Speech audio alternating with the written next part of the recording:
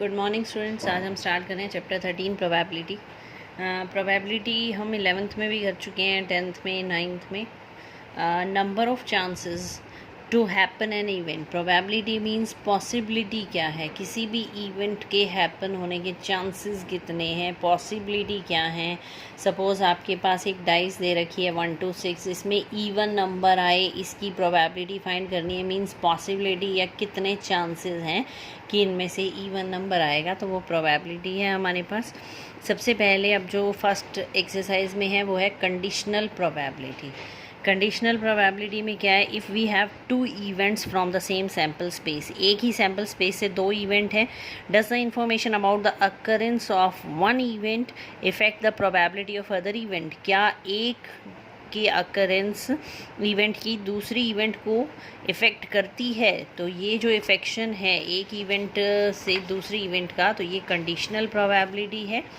Means क्या है, probability of an event E is called conditional probability of E if given that F has already occurred and it is denoted by E bye F। E bye F का meaning क्या है आपके पास, you have to find the probability of E according to F has already occurred. मतलब F पहले he happen हो चुका है, उसके अकॉर्डिंग E निकालना है। सपोज़ आपके पास 3 रेड 7 ब्लैक बॉल्स हैं, उसने कहा F इवेंट में एक ब्लैक बॉल निकाल ली है। E इवेंट क्या है आपके पास, सेकंड बॉल जो निकालनी है वो रेड होनी चाहिए। तो सेकंड जो रेड होनी चाहिए उसकी प्रोबेबिलिटी निकालनी है इस चीज़ को देखते हुए कि पहले एक ब्लैक बॉल निकल गई है, यानी टोटल में से एक कम हो जाएगा। तो ये जो F है ऑलरेडी गिवन है, आपको प्रोबेबिलिटी E की निकालनी है, तो ये कंडीशनल है। E बाय F का मतलब है प्रोबेबिलिटी तो E की ही निकालनी है, but F has already occurred, F पहले ही हैपन हो चुका है। अब इसमें फॉर्मूला आ रहा है N of E intersection F का मतलब E bye F। Conditional probability में कितने एलिमेंट्स होंगे, number of elements in E intersection F by NF। और प्रोबेबिलिटी निकालेंगे E बाय F हो जाएगी probability of E intersection F by P of F। E bye F is E intersection F by F। और अगर आपको F by E निकालना है तो वो हो जाएगा P of F intersection E। ऊपर तो इंटरसेक्शन ही आएगा इन दोनों इवेंट का, और बाय में क्या आ जाएगा, probability of E that has already occurred. तो इसमें फर्स्ट डेफिनेशन में यही आपकी E bye F is E intersection F by F, where we have to find the probability of E and it is given that F has occurred. First आ रही है P of S by F, E bye F by F is equal to 1। S का मतलब sample space, क्योंकि जब आप S intersection F निकालेंगे sample space के साथ किसी भी सेट की इंटरसेक्शन निकालते हैं तो सेट इट सेल्फ आता है, F बाय F 1 हो जाएगा। इसी तरह F इंटरसेक्शन F निकालेंगे तो वो F ही बन जाएगा, F बाय F क्या हो जाएगा, 1। नेक्स्ट है P of A union B by F। ये यूनियन का फॉर्मूला लगाना है simple, P of A plus P of B minus P of A intersection B। यहाँ कंडीशनल है विद F, तो P of A by F plus P of B by F minus P of A intersection B by F। Next है P of E bar by F। Complement है, E dash लगा ले, complement का symbol है, E dash by F हो जाएगा 1 minus P of E bye F। यानी अगर आपको E के कॉम्प्लीमेंट की प्रोबेबिलिटी निकालनी है, F has already occurred, you have to find that E bar by F, then you have to find 1 minus P of E bye F। जो E की probability है उसको 1 में से सब्ट्रैक्ट कर देंगे तो E बार की आ जाएगी, यानी इसके कॉम्प्लीमेंट की आ जाएगी। एक्सरसाइज 13.1 इजी क्वेश्चन है। P of given that E and F are the event such that P of E given है, P ऑफ F गिवन है, इंटरसेक्शन भी गिवन है, E बाय F और F by E find out करना। P of E given है आपको 0.6, P of F given है 0.3, intersection F है 0.2। E बाय F का क्या फॉर्मूला था, E intersection F by F। E intersection F है 0.2, F की प्रोबेबिलिटी 0.3, डेसिमल रिमूव हो जाएगा, याद आएगा आपका 2/3। इसी तरह आप F बाय E निकालेंगे तो क्या हो जाएगा, E intersection F by E। E intersection F की वैल्यू रखी और यहाँ से हमने E की वैल्यू पुट की P ऑफ E की, तो 2/6 दैट इज़ 1/3। इसी तरह सेकंड में है A बाय B फाइंड करना है, B गिवन है, इंटरसेक्शन गिवन है, तो A बाय B क्या होता है, A intersection B by P of B। तो A इंटरसेक्शन B की वैल्यू, P ऑफ B की वैल्यू पुट की, ये आ गया आपका 16/25। क्वेश्चन नंबर 3 में क्या है, पी ऑफ ए गिवन है, पी ऑफ बी भी गिवन है और P of B by A given है 0.4। आपको इंटरसेक्शन निकालना है, ए बाई बी निकालना है और ए यूनियन बी निकालना है। तो गिवन में क्या है, P of A, P of B और B by A. B by A का फॉर्मूला लगाया, क्या हो जाएगा, B intersection A by P of A.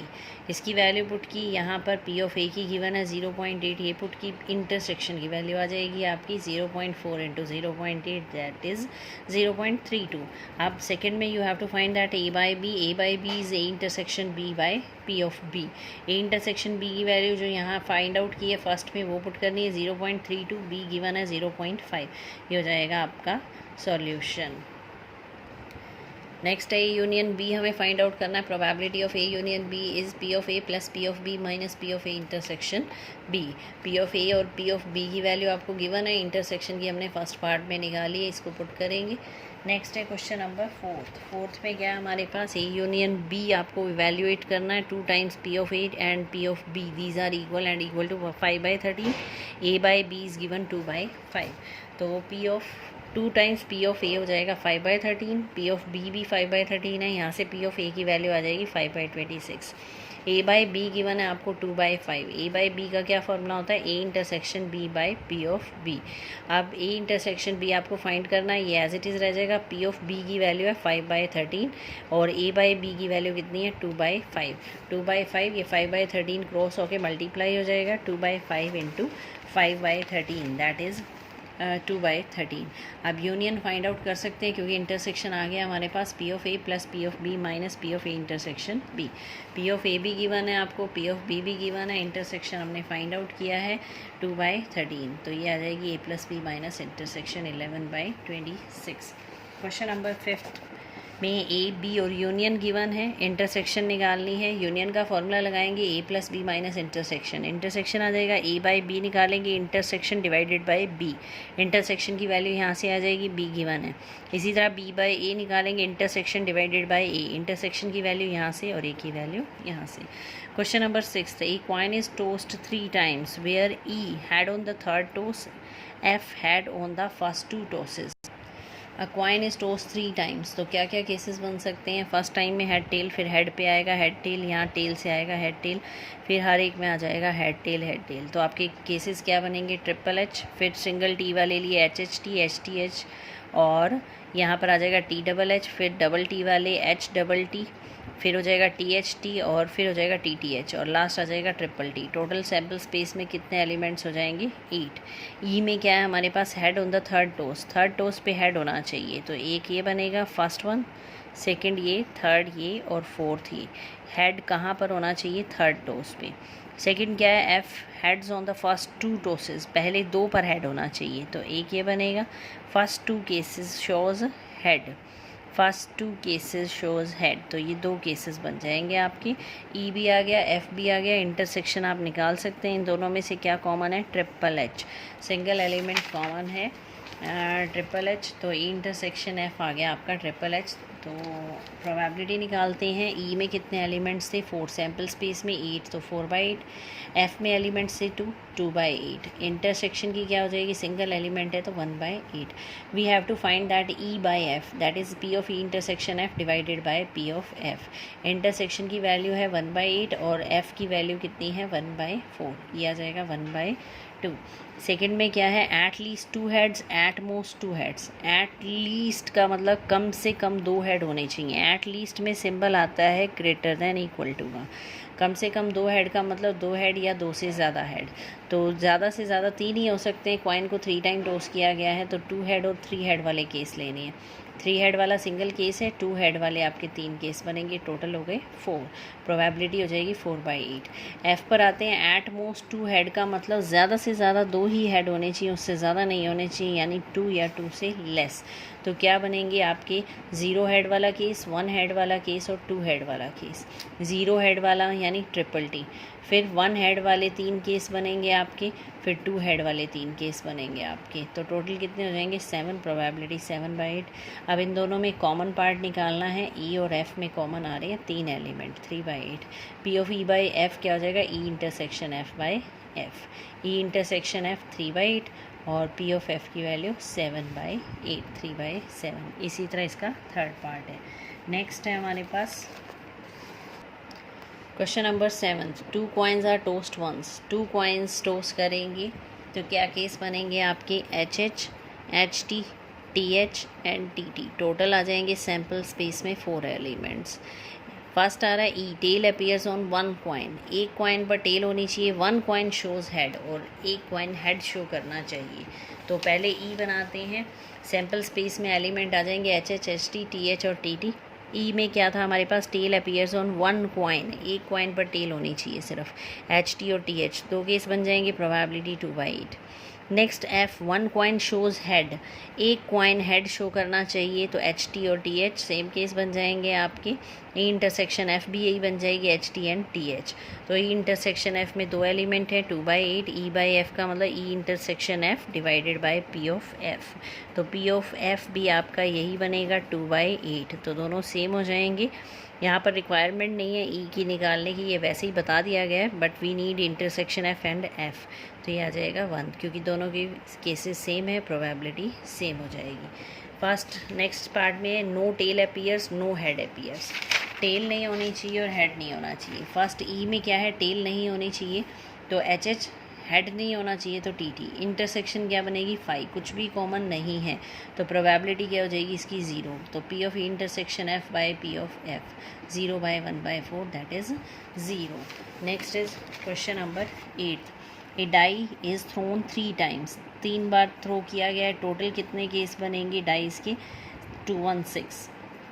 4 appears on third toast और 6 and 5 appears respectively on first 2 tosses. तो ई में क्या है, 4 appears on the third toss. Third toss पे 4 होना चाहिए। तो ये एलिमेंट्स बनेंगे आपके क्या क्या सैम्पल स्पेस में आएंगे, 114, 124, 134, 144, 154 एंड 164। 6 केसेस ये। फिर इसी तरह 214, 224 अप टू 264, 314, 324, 364 तक। इसी तरह लास्ट आ जाएगा 614, 624 अप टू 664। तो आपके टोटल कितने एलिमेंट्स आ जाएंगे यहाँ पर, टोटल 6, यहाँ पर 6, 6, 12 और 6, 18, 18 और यहाँ पर, और 18 यहाँ पर। टोटल एलिमेंट्स हो गए आपके 36। अब एफ में क्या है हमारे पास, 6 and 5 respectively on first 2 tosses. Respectively का मतलब पहले 6 और फिर 5 ही होना चाहिए, सीक्वेंस में होने चाहिए। 6, 5 होना चाहिए फर्स्ट 2 टोस पे, तो ये चेंज नहीं होना चाहिए। 651, 652, 653 अप टू 656। टोटल केस कितने बन गए आपके, 6। अब इंटरसेक्शन निकालनी है, इन दोनों में कॉमन क्या है। इसमें क्या था हमारे पास, 4 और थर्ड टोस पे 4 आना चाहिए, तो आपका एक ही एलिमेंट आएगा इसमें, जो थर्ड टोस पे 4 दिखा रहा है। तो कॉमन में सिर्फ एक ही एलिमेंट आया, तो इंटरसेक्शन की प्रोबेबिलिटी हो जाएगी 1/216। ई बाई एफ क्या बन जाएगा, ई इंटरसेक्शन एफ बाई एफ 1/216। और एफ की प्रोबेबिलिटी कितनी है, 6/216। 6 केसेस थे, तो ये आ जाएगा आपका 1/6। तो ये थी exercise 13.1 up to question number 8। Thank you.